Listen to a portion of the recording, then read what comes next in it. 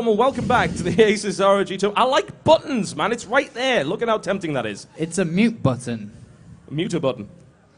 Mute button. I'm liking it. You press it and DiMAGA likes the mute button. It's pretty good. We are ready to get ready into this next game because it is going to be on Shakira's Plateau. Oh, yeah. And I think this map is going to favor for Select. There's a very easy third base to take that you can lift up from your main down onto the third base. And once you occupy that third base, you're in the center of the map. You can control the Zelnaga Tower. You have two big rocks to put tanks alongside, so it's very difficult for DiMAGA to engage. So we'll have to see what he has planned for this map. It's going to be a tough one. Yeah, Select is not exactly known for his slow tank pushes. We'll see how it goes, but he will happily play Marine tank when the situation calls for it. And Shakira's Plateau definitely calls for it. Here we go, going into this matchup right here between these two players. We're currently Game 3 in this best-of-5 series with DiMAGA and Select, both equal 1 game apiece. And here we go, ladies and gentlemen. I bring you in the blue trunks Select. He is in the east corner, the northeast of the Shakira's Plateau, playing for Team Dignitas as Terran, versus his opponent in the red trunks, mTwDIMAGA Mind Factory's DIMAGA, playing Zerg to the southwest. DiMAGA's opening is going to be pretty much as standard as can be, into that hatchery first.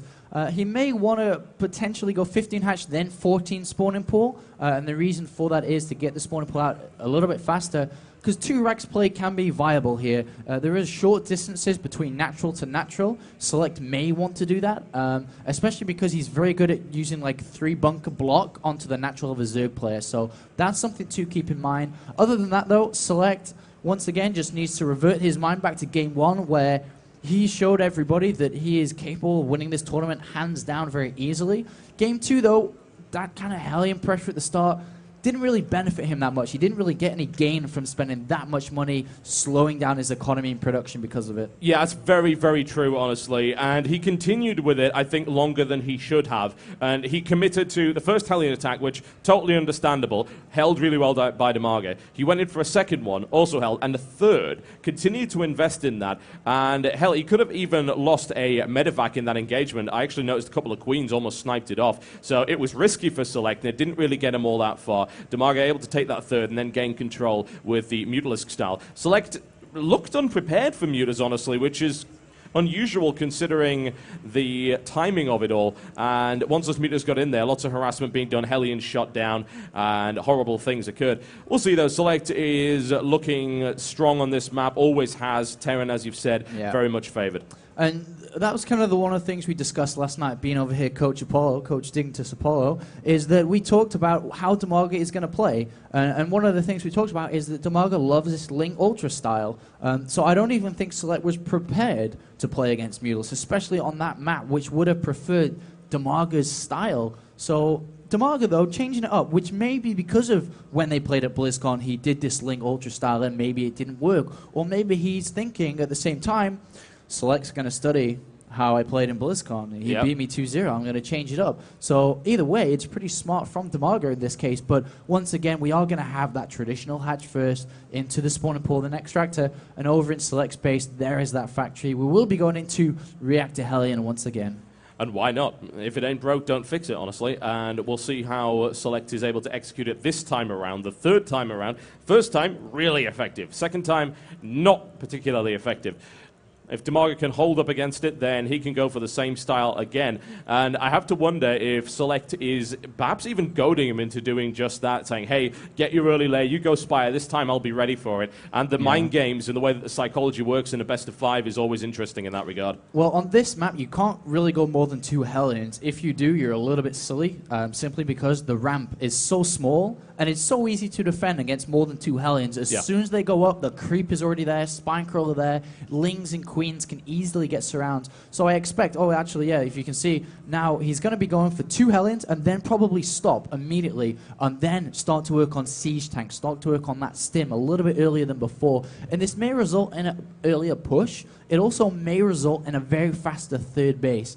But we'll have to see what Select does decide to do. On the other hand, DiMAGA getting up that nice nearly Spinecrawler, playing it safe. He's also still mining gas, which is a little bit uncharacteristic. He may be throwing down a Roach Warren to be a little bit aggressive, or he could be going for an incredibly early layer.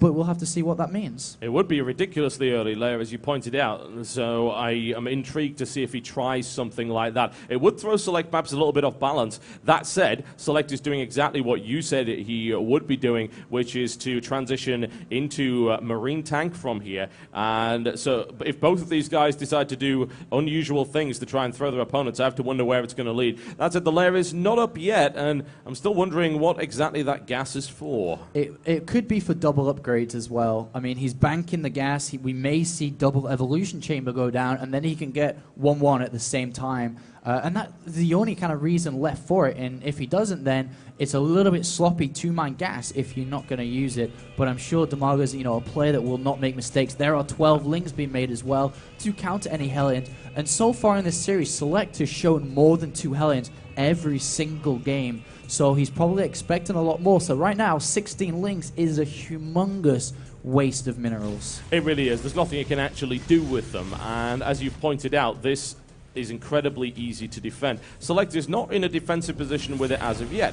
He's now moving around this factory again. He hasn't decided to go siege tank. He's been using the factory to build add-ons in order to benefit his other structures. He's going to be going for Marine and Medevac here for the moment. Still no bunkers at the front. Potential possibility for pressure, but looks like DIMAGA with this led not particularly early. It's about the sort of normal time, a little early, but I have to wonder what he's planning on doing with that. If he's going to go straight for Spire once again. Yeah, he's going to be doing that 2-base Spire play once again. And, Select playing against this may want to capitalize with Medivacs once again. He can use Marines and Hellions very well, but we do have 16 lings in production, a Bailey Nest on the way. So I don't really think that Select can play into this. He doesn't have any tanks, so you can't go for a straight-up push either. So he'll probably just want to play a bit more macro-focused, getting up an earlier third, probably. Yeah, I mean, this second base here is potentially vulnerable to a bit of a bust, and that concerns me. We've got no bunkers here, no siege tanks, and, of course, this wall-off is being constructed from supply depots, which is not going to hold off for too long, but Select is relying more on his ability to get aggressive and to harass with drops as opposed to playing defensively. That's not Select style at all. But a Ling there that does not spot this drop. This Overlord might. It really depends if Select decides to turn around. Nice decision by Select to turn at that point, knowing the usual position of Overlords put there to scout drops. This is going to go in pretty much unscouted until he actually reaches the base, and that could potentially be dangerous, but the Ling count is really, really high, so I don't know what Select can really do here. Yeah, I mean, the Lings and Queens are going to be enough to clean this up. He's even building 20 more Lings as well, so he's definitely going to be able to hold on to this. But he's forcing a lot of Lings, which now as the Spire finishes, he doesn't have minerals equal. Oh, actually, he's going to lose a lot of units here because the Queens are doing a great job of picking up the Medivac. But what I was trying to say is the gas and minerals are not balanced right now, so he can't immediately build 12 Mutalisks because he built so many Lings right there. And over in Select's base, we have that third command center going right down now, and upgrades are on the way as well. And he's just going to play safe, take that third base quite soon as well. And all he has to do right now is defend well against Mutalisks, and he's going to have a really good economy going into the mid stages of this game. Yep. Select going for the double engineering bay and armory, heavy upgrades, his usual style of biological units, mostly Marines. Doesn't tend to build a lot of Marauders in this matchup. It really is mostly Marine and Medevac control. Very much the classic aggressive Korean style that everyone knows and perhaps loves, perhaps not. DIMAGA is going to take his third right now. Quite late, honestly, compared to his opponent who started constructing this command center a little later. There's still that very small possibility of this dropship doing some damage there. It has been spotted, though, by an Overlord, and DIMAGA did react to it, but at the same time, there's a drop on the third base, which forces a cancel here from Select. So that drop at the south was a little bit of a dummy to allow Select to cancel that third base, which worked out really well for him, slowing down DIMAGA, but still, he has the problem of facing 17 Mutalisks on the map now. He has turrets out, but Select does skim out on the turrets a little bit. He doesn't make that many. He only produces bare minimal. Really does rely on his Marines and Medivacs to clean them up. And that can be a problem, because if you want to get aggressive and your Marines are stuck in your base defending, then you can't do that. And of course, with good map control with Mutalisks, it means the drops get shut down, kind of like that. Yeah, I mean, he's still denying the third base, though. Having his own third orbital command up as well will be able to take that down very, very shortly. He's also adding on two more barracks, and a second factory to really ramp up.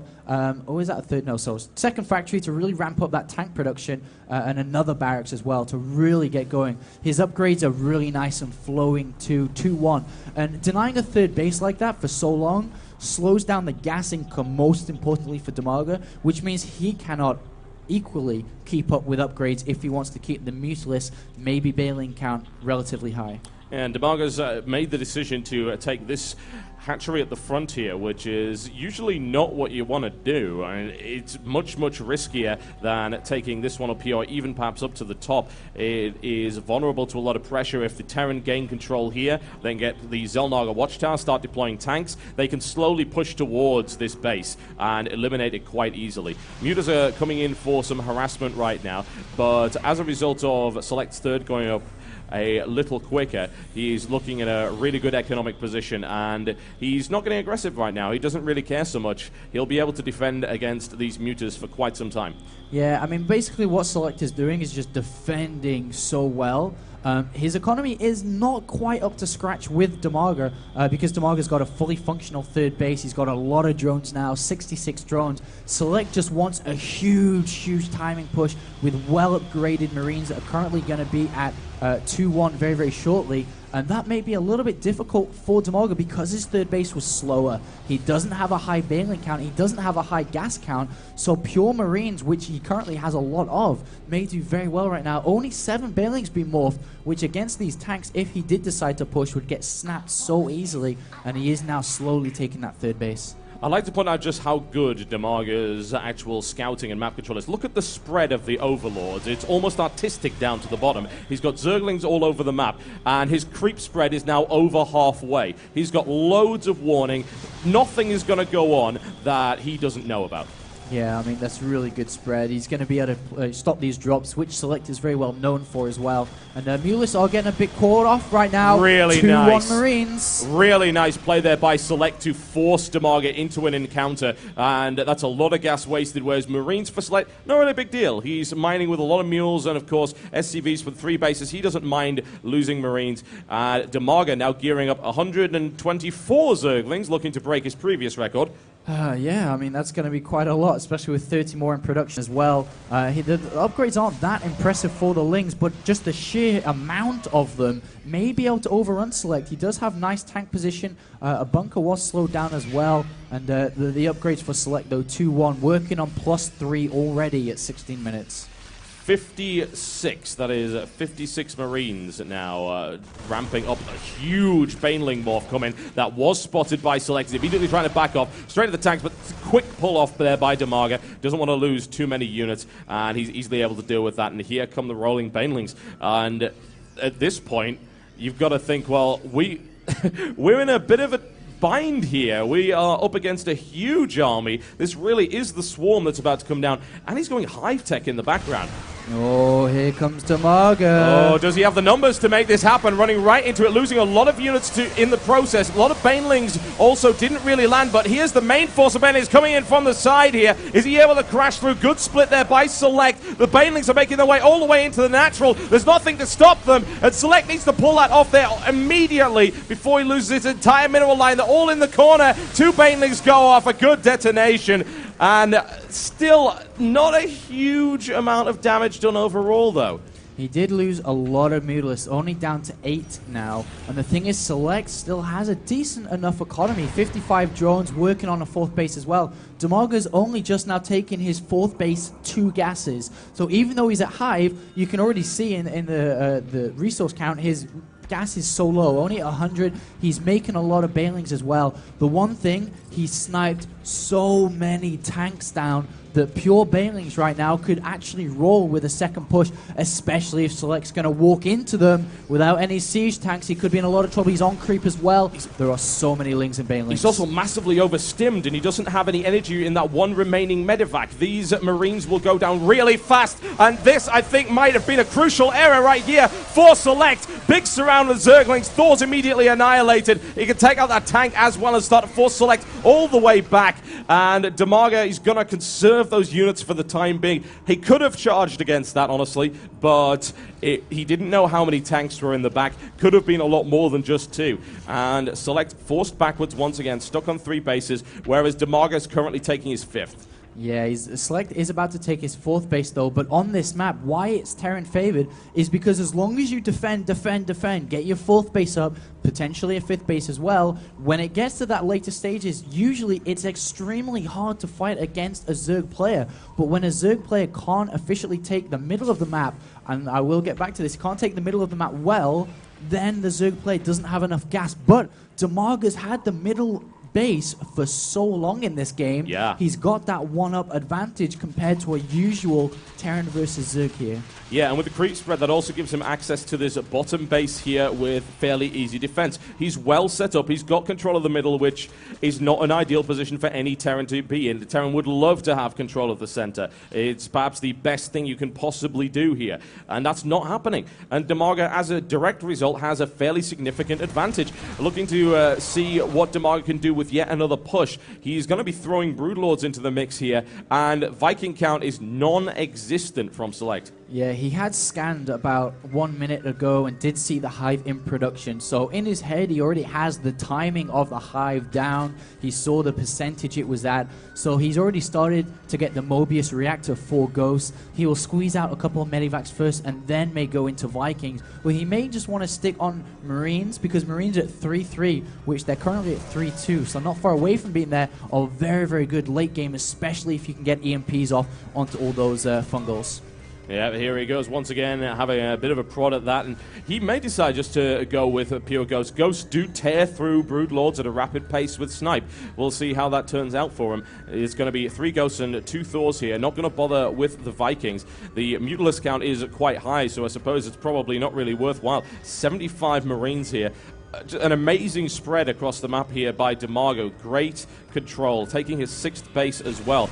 And SeleCT is just biding his time here. He doesn't want to go until he's absolutely ready. And he's really forgot about this +3 armor SeleCT. He hasn't got it. He's still at 3-2, and that would make the world of difference, especially as the late game goes on. What SeleCT needs to focus on now as well is dropping as well. Broodlord combinations are so immobile and slow. He could really abuse the fact that these Marines are at +3, but now the Zerg death ball is getting built up as he is going to these infestors, into these Broodlords. But Ghosts are out. He is researching Personal Cloak as well, and there are no Overseers whatsoever around. He may be able to fungal them, but spread out well, that is not cost efficient to fungal a single Ghost. No, it is not. And if those Ghosts remain alive, that means EMP on the infestors and sniping going on the Broodlords. And even then, Ghosts actually do reasonable DPS against a light armored unit. They could pop mainlings with proper focus fire. There's the scan. He sees the size of the force. Snipes immediately going down, brings down 2 Broodlords before any real response comes in there. More sniping going on. Oh, that Broodlord almost dying on a single hit point here. DIMAGA with his Broodlords caught a little bit out of position, and those Ghosts proving to be very effective here. But here comes that Baneling attack. A lot of Marines taking on the right flank here, but the ground unit count just isn't high enough to break this defensive line. Well, DIMAGA's only touching the tip of the iceberg right now. There are a lot of units behind it, and he's about to just unsiege and walk straight into it, realizing that the fungal growth has been used up, and if he spreads well, he's only taking minimal damage. He's about to go in. Oh, that's looking really good, and a fungal will take a lot of those Marines out, however. That's what I'm concerned about. They were very, very low. Not enough Medivacs has been the problem for SeleCT this entire game. Now those Broodlords are attempting to pick off as many tanks as possible. However, the ground units for DIMAGA are eliminated. Wow, SeleCT played that so slow, so patient and well, and he achieved what he wanted to do, which was to knock down all the higher tier units. Broodlords and Infestors at this stage of the game at 25 minutes are expensive, TotalBiscuit. Oh, and, yes. We do have another base taken by SeleCT at the south side as well. He is playing defensive. He's playing it smart, realizing that the later this goes on, as long as he can just hold the center part, he will be able to fight this. +3 armor on the way, +3 attack, importantly as well. SeleCT never skips up on his vehicle weapons. No, he doesn't, and that's really smart, especially when you've got something like Thor's and the wonderful anti-air attack they can put in there. There are still some Muters on the field. In fact, never mind, they were all killed. There are still some Corruptors and Broodlords on the field for DIMAGA. Those Thors will help out a little bit with those upgrades, but it also means that they tear through anything on the ground, and the tanks get a wonderful amount of splash damage from that. Select's Ghost play in that engagement was really impressive. Picking off so many Broodlords without losing Ghosts is a great advantage going into that, and DIMAGA's attack sort of faltered before it even hit the line. And Select now. The thing is, when you're playing this style, it's a lot easier to fight when you're in a defensive position. When you're like Select right now, trying to get into an aggressive position, it becomes a lot harder. Your Marines clump up, fungal growth becomes twice as effective, and now the Broodlord count is getting incredibly high, currently at 9, and that is a lot. 2 more on the way as well, but he's going to be able to snipe a lot here. Oh, he just pulls back just in time. He is building Spore Crawlers as well around the creeps, so they will be picked up in time. Much better positioning right here from DIMAGA, able to try and target fire some of that, but the Ghosts have gone Cloak now. Fungal then lands on the Ghost count over there. DIMAGA's Broodlord count is absolutely ridiculous. If it's enough to break through this, then Select's going to be a lot of trouble. Immediately, Select bursts forward to try and bring those down, but is fungaled, and those Marines eliminated, and now that ground force is severely lacking anything at the front. However, DIMAGA's lost so many Broodlords, he doesn't really have anything to stop this. Well, Thors are doing 39 hits per hit against these Broodlords as well, so it's not just the Marines that we see a lot of. These Thors are adding so much to the combination, especially with Ghost being at 3-3, being healed by Medivacs. More Vikings are on the way as well. He's realizing that he's starting to take the edge in this game. 160 the supply to 130. Yep, losing a couple of Ghosts there, a little bit messy, but nonetheless Select now with control of the center. Exactly what he was looking to do, and he will immediately take advantage of that by expanding down to the bottom. DIMAGA has been really safe on all of these bases so far because Select's been unable to drop anywhere. However,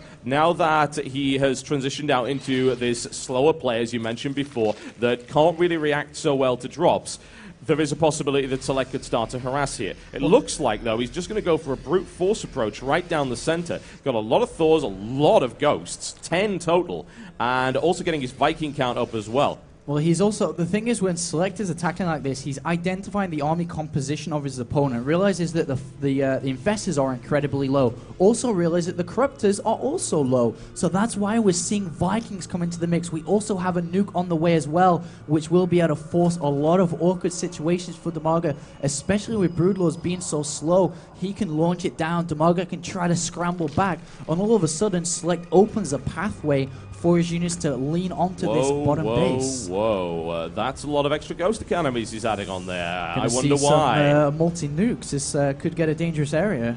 Yeah, and it's not a bad idea. It exploits, once again, the lack of mobility of Broodlords. Very easy to get Broodlords to overextend, because of course they do a lot of damage. You're very tempted to go for them. A little bit of harassment coming in here. But if a nuke then lands on those Broodlords, that's a lot of gas that just evaporated. So he's got to be careful.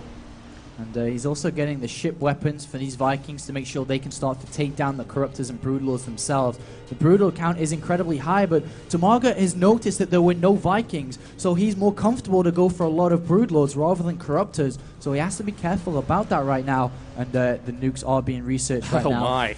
Yeah, that's a little bit of an arsenal right there. We'll see how this one turns out for him. Select looking to actually build more nuclear weapons than Britain has at the moment. And Ghosts are cloaked up. They're going to be able to EMP onto the Infestors.